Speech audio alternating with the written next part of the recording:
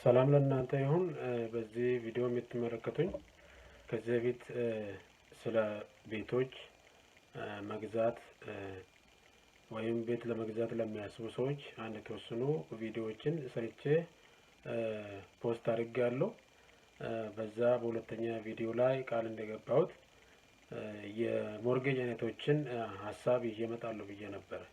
ስለዚህ ይሄን ቪዲዮ ስትሰሙ የሞርጌጅ አይነቶችን ማወቃችሁ የምትበደሩትን ብድር ከየት እንደምትበደሩ እንደየገቢያችሁ እንደ ክሬዲት ሁኔታችሁ ለመወሰን ይረዳችኋል። ይሄ ሀሳብ ማለት ነው። ዛሬ አንዱን የሞርጌጅ አይነት ወይም የብድር አይነት የቤት ግዢ ብድር አይነት አሳያችኋለሁ። ጥቅምና ጉዳቱን አሳያችሁና መፍትሄ ሀሳብ ማስቀምጣለሁ። ስለዚህ በተቻለኝ መጠን ትርፋማ ያልሆኑትንም አበዳሪዎች እና የመንግስት እና የግል ባንክ አበዳሪዎችን ተከታታይ ቪዲዮዎችን ሰርቼ አሜሪካ ውስጥ ለምትኖሩ ኢትዮጵያ ወገኖቼ እውቀት ለማካፈል ፈልጋለሁ። እንግዲህ ይሄንን ሀሳብ በማግኘት የተጠቀማላችሁ ብዬ ተስፋ አድርጋለሁ። ዛሬ የምናየው ኤፍኤችኤ የሚባለውን ሎን ነው። የሞርጌጅ ሎን ኤፍኤችኤ የሞርጌጅ ሎን ማለት ነው። ኤፍኤችኤ ራሱ ምንድን ነው? ኤፍኤችኤ በራሱ አሁን ኤፍኤችኤ የሚለው ኤፍኤችኤ ኮንቬንሽናል ሎን ሲባል እንሰማለን። ብዙዎቻችን እናውቃለን ወይ ኤፍኤችኤ ምን እንደሆነ፣ ኮንቬንሽናል ምን እንደሆነ? ስለ ኮንቬንሽናል ዛሬ አላወራም። ኤፍኤችኤ ግን ምንድን ነው? ኤፍኤችኤ የሚለው ቃል የቆመው ራሱ ፌዴራል ሃውሲንግ አውቶሪቲ ማለት ነው። የፌዴራል የቤቶች ልማት አስተዳደር ወይም ባለስልጣን ማለት ነው። ስለዚህ የኤፍኤችኤ ሞርጌጅ ሎን ብለን ስናስብ በፌዴራል መንግስት የሚታገዝ የሚደገፍ መንግስት ፍቃድ በሰጣቸው ባንኮች በኩል ለቤት ገዢዎች የሚቀርብ የብድር አይነት ነው ማለት ነው ስትተረጎም። ይሄ ነው ኤፍኤችኤ የሚባለው እና የፈንዱ ምንጭ መንግስት ነው። አበዳሪዎቹ ባንኮች ናቸው። ለዚህ ደግሞ ሁሉም ባንኮች ሳይሆኑ ፍቃድ ያላቸው ከመንግስት ጋራ ይሄንን ገንዘብ መካከለኛ ሆኖ ለከስተመር ወይም ተጠቃሚዎች የሚያበድሩ ባንኮች ሲሆኑ አበዳሪው ፕሮግራሙ ከመንግስት ጋር የተያያዘ ነው ማለት ነው። የፌዴራል የቤቶች ባለስልጣን ሎን ነው ማለት ነው ራሱ ስሙ፣ ወይም የቤት ግዢ ብድር ነው ማለት ነው።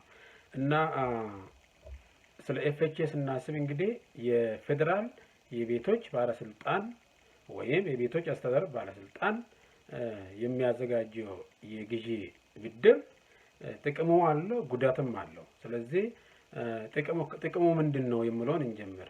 አንደኛ ፓርት ምንድን ነው ጥቅሙ እና ሁለተኛ ደግሞ ጥቅሙ ያልሆነ ነገር ደግሞ ምንድን ነው ወይም ጉዳቱ ምንድን ነው?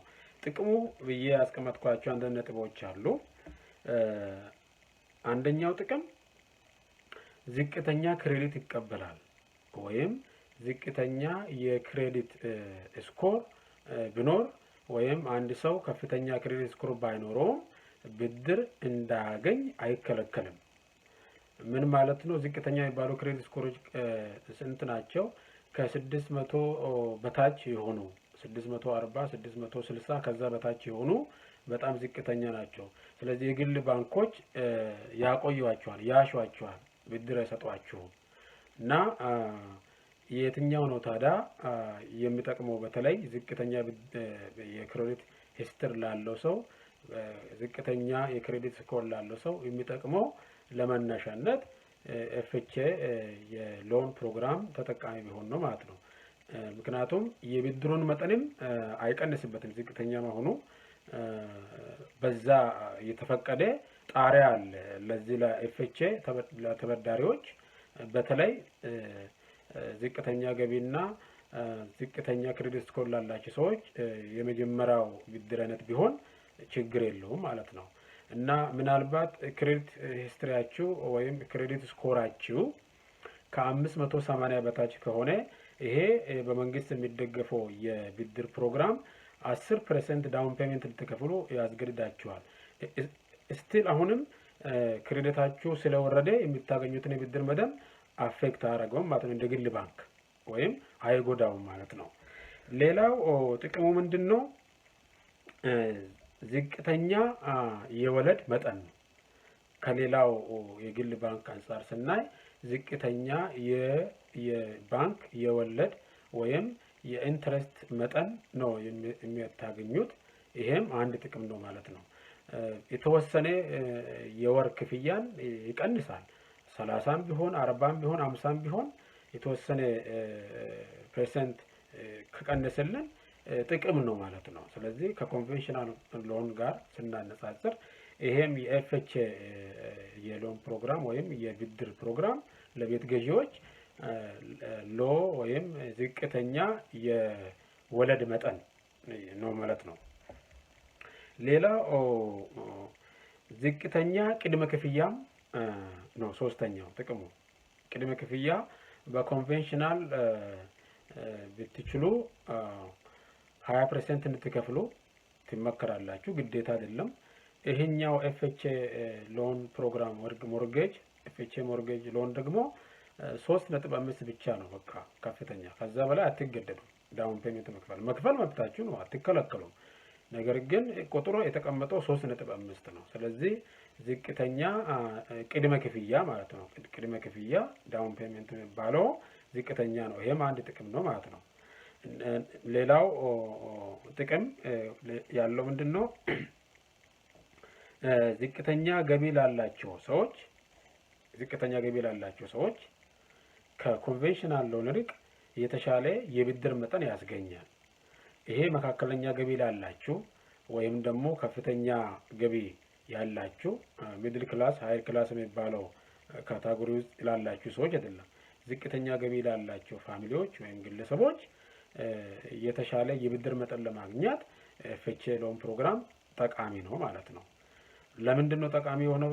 ሎን የብድር መጠን ለማግኘት ሌሎቹ ባንኮች በእናንተ የክሬዲት ስኮር የምታገኙትን የብድር መጠን ስለሚቀንሱ፣ ይሄኛው ደግሞ ኤፍኤችኤ ክሬዲት ስኮር ላይ ብዙም ትኩረት ስለማይሰጥ ማግኘት የሚያስፈልግ በገበያችሁ መጠን ማግኘት የሚያስፈልጋችሁን የብድር መጠን እንድታጡ አትደረጉ ማለት ነው። ሌላው ጥቅም ምንድነው? በየሎካል አካባቢ ያሉት በዚህ በኤፍኤችኤ ወይም በቤቶች አስተዳደር ልማት በእያንዳንዱ ካውንቲ በእያንዳንዱ ሲቲ የራሱ ቢሮ አላቸው።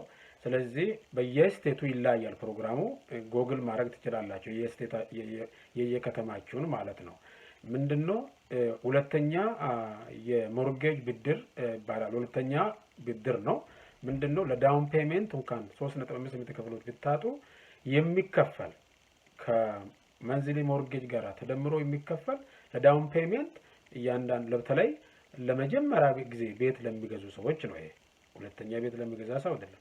ለመጀመሪያ ጊዜ ቤት ለሚገዙ ሰዎች እስከ 10,000 ድረስ ዳውን ፔመንት በእያንዳንዱ ካውንቲና ከተማ በእያንዳንዱ ስቴት ይሄ ፕሮግራም ይኖራል እና ይሄንን በየከተማ ባላችሁ የስቴት ዌብሳይት ላይ ጎግል አድርጋችሁ ማጣራት ነው።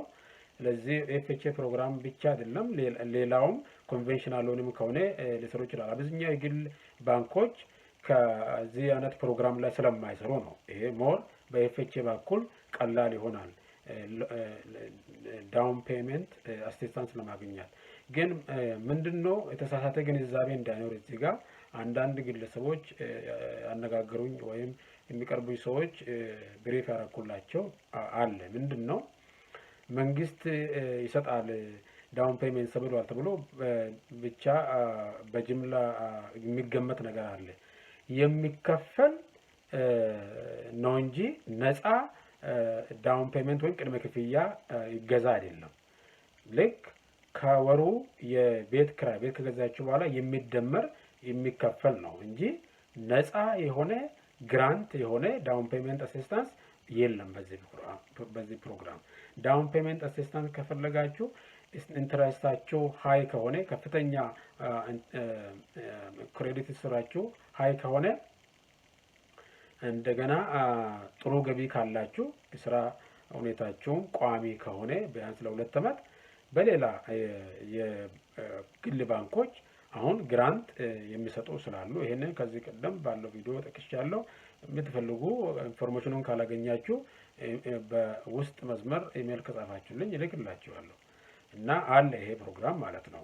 ግን ይሄኛው በኤፍኤችኤ የሚገኘው ዳውን ፔመንት ተመልሶ የሚከፈል ቅድመ ክፍያ ነው እንጂ ነፃ አይደለም ማለት ነው። ይሄ ማወቅ አለብን። ጥቅሞቹ እነዚህ ናቸው። እንግዲህ ቢያንስ 1-4 ጥቅሞችን ነግራቸዋለሁ። አንደኛው ጥቅም ምንድን ነው?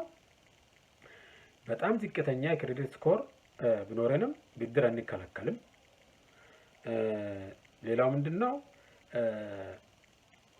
ዝቅተኛ ኢንተረስት አለው ወይም ወለድ በጣም ዝቅተኛ የሆነ የባንክ ወለድ ወይም ኢንተረስት ከሌላው ባንክ አንጻር ወይም በተለይ ከግል ባንኮች አንጻር። እንደገና ደግሞ ዝቅተኛ ቅድመ ክፍያ ወይም ዳውን ፔመንት 3.5 ነው የምንጠየቀው። ሌላው በአካባቢ ካሉ ባንኮች ወይም ከግል ባንኮች ዝቅተኛ ገቢ ላላቸው የቤት ገዢዎች የተሻለ የፈለጉትን በገቢያቸው መጠን ማግኘት የሚገባቸውን የብድር መጠን እንዲያገኙ ይረዳል። ይሄ አንድ ጥቅም ነው። ሌላው የግል ባንክ ግን ገቢያችሁ ነው ያያል። ገቢያችሁም ብቻ አይደለም ያው ክሬዲታችሁ ነው ያያል። ይሄኛው ግን ኤፍኤችኤ ክሬዲታችሁ ዝቅተኛ ቢሆንም በክሬዲታችሁ ምክንያት ገቢ ያላችሁ በክሬዲታችሁ ምክንያት ማግኘት የሚገባችሁን የብድር መጠን አይከለክልም ኤፍኤችኤ ፕሮግራም። ይሄ ጥቅሙ ነው። እንደገና ሌላ የግል ባንኮች ብዙውን ጊዜ አብሮ በዚህ ኮኦፕሬት አድርጎ እንኳን የማይሰሩ ከየሲቲው ጋር ኤፍኤችኤ ሎን ግን የትኛውን ባንክ ኤፍኤችኤ የሚያዘጋጅ ወይም የሚሰጥ ሎን ከሰጣችሁ ባንኩ ለዚህ የተመረጡ ባንኮች ከተገናኛችሁ ከሲቲው ወይም ከአካባቢው ከተሞች የቤት አስተዳደር ወይም የቤት ልማት አስተዳደር ቢሮዎች ዳውን ፔመንት አሲስታንስ ወይም ቅድመ ክፍያ ይገዛ ይሰጣሉ እስከ 10,000 ድረስ ማለት ነው። ይገዛው ምንድነው? ብድር ነው፣ ነፃ ገንዘብ አይደለም። ከሞርጌጅ ጋር ተመልሶ የሚከፈል ነፃ ገንዘብ ነው የሚል አስተሳሰብ ውስጣችሁ ካለ የትኛው አቅጣጫ ጎግል አድርጎ ነፃ ገንዘብ የሚባል ነገር የለም። ነፃ የሚባል ነገር የለም። ነገር ግን አቅም ያለው ሰው 3.5 ዳውን ፔመንት መክፈል የማይችል ሰው ቢያንስ ያንን ዳውን ፔመንት እንዲጠቀም ይረዳዋል። ስለዚህ ብድር መሆኑን አውቀን ማመልከቻ አስገብተን ማስገባት እንችላለን። ልክ ሎን አፕሩቫል ካገኘን በኋላ እና ቤት ግዢ የምንገዛውን ቤት ከወሰነን በኋላ ወይም ደግሞ ሌንደሩ ወይም ደግሞ የእናንተ ሎን ኦፊሰር ራሱ ይህንን ጉዳይ ፕሮሰስ እንዲጀምርላችሁ ማድረግ ትችላላችሁ። ሞር እኔ እዚህ የሚሰጠው ትንሿ መረጃ ነች። ከአካባቢው ከሚታገኟቸው ሎን ኦፊሰር ወይም የባንክ ብድር አማካሪዎች ጋር ይህንን ሀሳብ ብትማክሩ የበለጠ መረጃ ታገኛላችሁ። ግን ግልጽ መሆን ያለበት ነገር ዳውን ፔመንት አሲስታንስ ነፃ አይደለም፣ የሚመለስ ገንዘብ ነው። ግን ለጊዜው ትንፋሽ ይሰጣል። ሌላው ምንድነው ጥቅሙ? 6ኛ ጥቅም ነው ይሄ። የወጪያችሁ ከገቢ ጋር ያለው ፐርሰንት ከፍተኛ ቢሆንም እስከ 43 አንዴ እስከ 45 ድረስ እንኳን ቢሄድ ኤፍኤችኤ ሎን ይሰጣችኋል።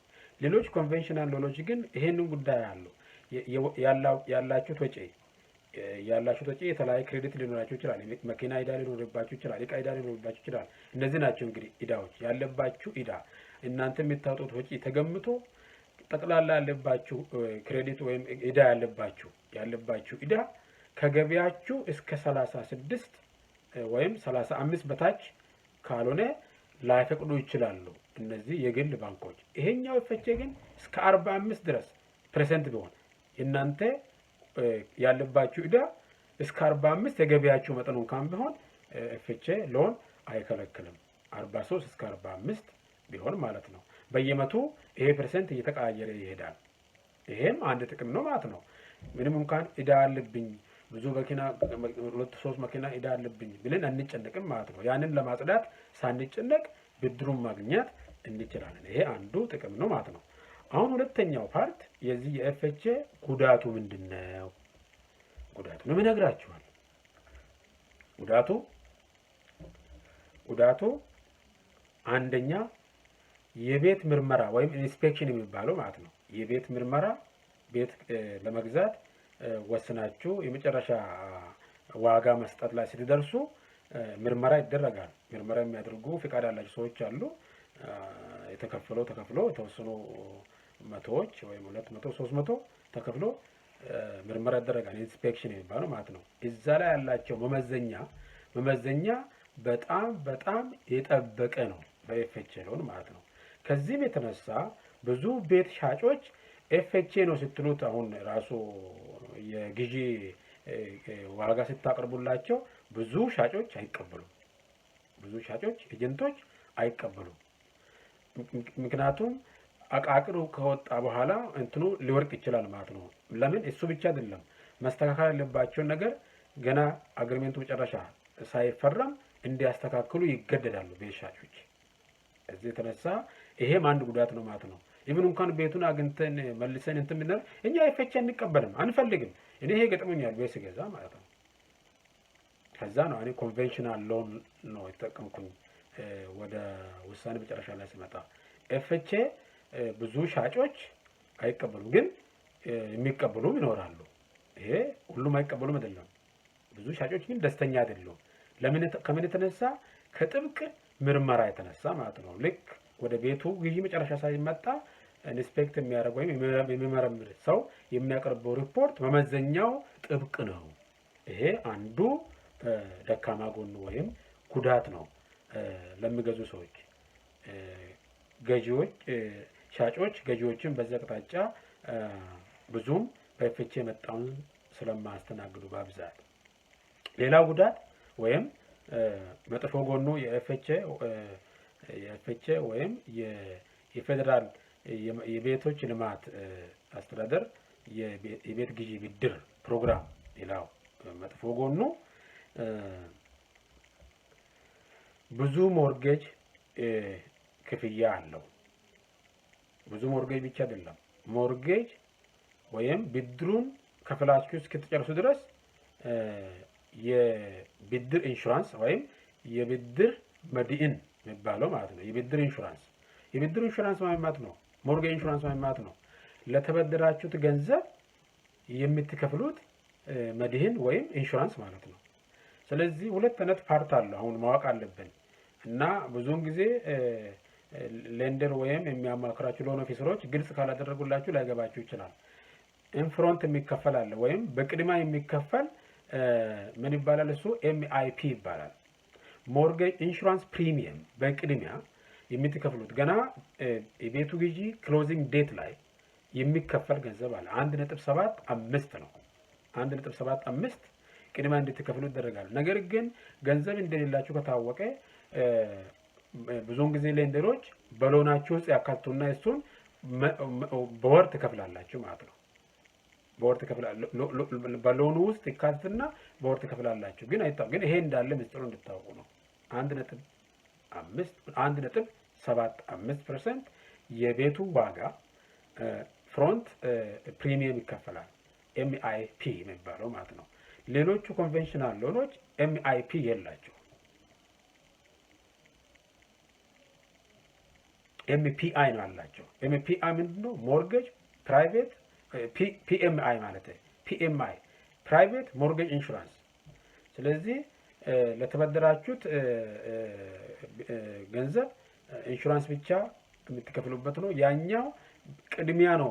ገና ቤቱን በምትገዙበት ቀን፣ በምትወስኑበት ፍርማ በምትፈጽሙበት ቀን የምትከፍሉት ነው ማለት ነው።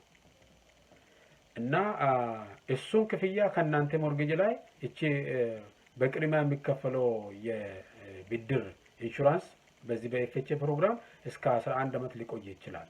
ሌላው ደግሞ አመታዊ የኢንሹራንሱ ደግሞ ለየወር ተካፍሎ የምትከፍሉት ብድራችሁ 100% እስከከፈል ድረስ የእድሜ ልክ ማለት ነው 100% እስከከፈል ድረስ ይቀጥላል። ስለዚህ ይሄ መጥፎ ጎኑ ነው ማለት ነው። እና በተለይ እስከ መጨረሻ እስከ 30 ዓመት ድረስ እስከ 40 ዓመት 20 ዓመት ድረስ እስከ 30 ዓመት ድረስ እየከፈልን ከቆየን በወር የምንከፍለው የብድር ኢንሹራንስ ቀጣይ ይሆናል ማለት ነው። ይሄ ሌሎቹ በሌላ ጎን አሁን ኮንቬንሽናልን ቢታው ግን 20% ነው። 20%ን ሙሉ ለሙሉ ስትከፍሉ አውቶማቲካሊ ካት ኦፍ ይሆናል። ሌላው የዚህ የኤፍኤችኤ ሎን ጉዳቱ የገዛነውን ቤት ለሌላኛው ወገን ለሁለተኛ ወገን ማከራየት አንችልም። እኛ ብቻ ነን የምንኖርበት፣ ምንም ምርጫ የለንም። ይሄ በህግ የታወቀ ነው። ስለዚህ ይሄንን አስቡ። ኤፍኤችኤ የምትገዙ ሰዎች፣ በተለይ ቤት ለመግዛት የሚታስቡ ሰዎች፣ ሁለተኛ ቤት ለመግዛት የሚታስቡ ሰዎች፣ ለማከራየት ለክራይ ለመስጠት የሚታስቡ ሰዎች ኤፍኤችኤን አታስቡ ማለት ነው። ይሄ ውስጡ ለመኖር ለምታስቡ ሰዎች ብቻ ነው። ይሄንን ፕሮሰስ እንኳን እንትን ብላችሁ ይሄ ጉዳት አለው። ይሄ ደካማ ጎን አለው ማለት ነው። ይሄ ጉዳት አለው።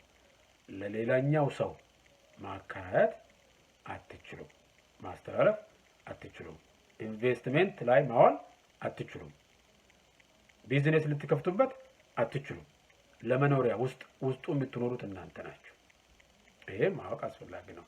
ሌላው መካከለኛ ገቢ ላላቸው፣ ሌላው አራተኛው ጉዳት መካከለኛ ገቢ ላላቸውና ሀብታም ለሆኑ ሰዎች አይመከርም ኤፍኤችኤ።